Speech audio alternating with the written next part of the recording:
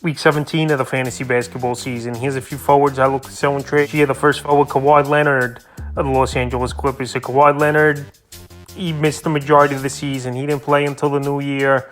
Was Leonard this year. And now, you're not going to get back-to-backs or even 2 games in 4 days. You're not going to get at times from Leonard. So we know he's a good talent. We know it can bring a lot to fantasy owners, but availability is a big thing, and obviously he's not available as Kawhi Leonard on the year. 16.9 points a game, 4.6 boards, 2.8 assists, 1.1 steals, 1.7 threes, and 45% from the field in the last month. 18.7 a game, 5.3 boards, 3.5 assists, a steal, 2 threes, 45% from the field. So obviously Leonard as well, his minutes, at most you're going to get 30, 35-minute range from Leonard. His knees are definitely shot as Kawhi Leonard, and like I said, I believe his best years are behind him. No doubt he could still go out there and have some good games, but availability has been a problem for him.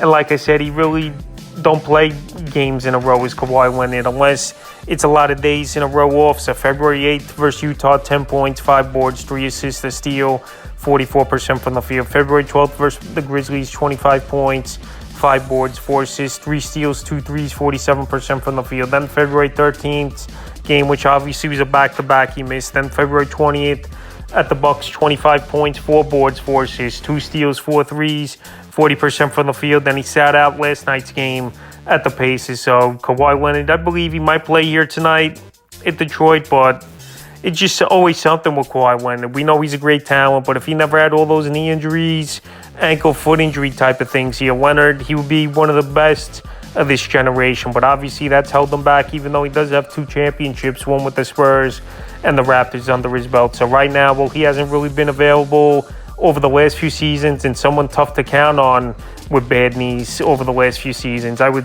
trade off Kawhi Leonard, and at this point, if I could get anything of decency with the deadline coming up next week in fantasy leagues, I would sell Kawhi Leonard off this week. The next forward, Zion Williamson of the New Orleans Pelicans. So we know this Pelican team, they traded off Brandon Ingram at the deadline. DeJounte Murray out for the season with the torn Achilles, and all season long it's been injuries, including Zion Williamson, who's missed 30-plus games on the year. But when he plays, he's a great talent as well. On the year, 24.5 a game, 7.5 boards, 4.8 assists, 1.4 steals, and 55% from the field. In the last couple weeks, 25.3 a game, 6.8 boards, 4.5 assists, 1.8 steals, 62% from the field. So Zion, we know he's a freak of nature.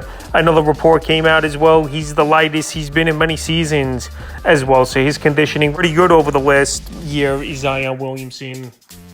But the thing, staying healthy and staying on the court has been an issue for him. So right now, well, he's playing good basketball, and he's played now consistently for the last month as Zion. He's a forward I would sell this week, February 12th versus the Kings, 33 points, 9 boards, 7 assists, 2 steals, a 3, 72% from the field. February 21st at the Mavericks, 29 points, 7 boards, 3 assists, 2 steals, 73% from the field. And February 23rd versus Spurs, 22 points, 9 boards, 3 assists, 2 steals, 2 blocks, 47% from the field. So Zion Williamson, he's someone I would sell right now while he's healthy, while he's playing good basketball. And another thing, like I said, this Pelican team, it's a lost season for them, unfortunately, where they had high hopes, especially trading for DeJounte Murray in the offseason, but it didn't come to fruition with all the injuries, and Zion just someone you can't trust in big situations. So right now, well, he's playing well, and there's no reports of injuries or them shutting him down, even though obviously they're out of it now in a playoff hunt. I would sell Williamson this week. In the final forward I look to sell in trades, John Collins of the Utah Jazz. So Collins, he's missed some games with injuries over the last month of the year. On the year, 18.4 points a game, 8.1 boards, 2.1 assists, 1.1 blocks, a steal, 1.4 threes, and 52% from the field. In the last couple weeks, 19.3 points a game, 7.3 boards, a steal, a block, a 3, 53% from the field. So it's been a nice bounce-back season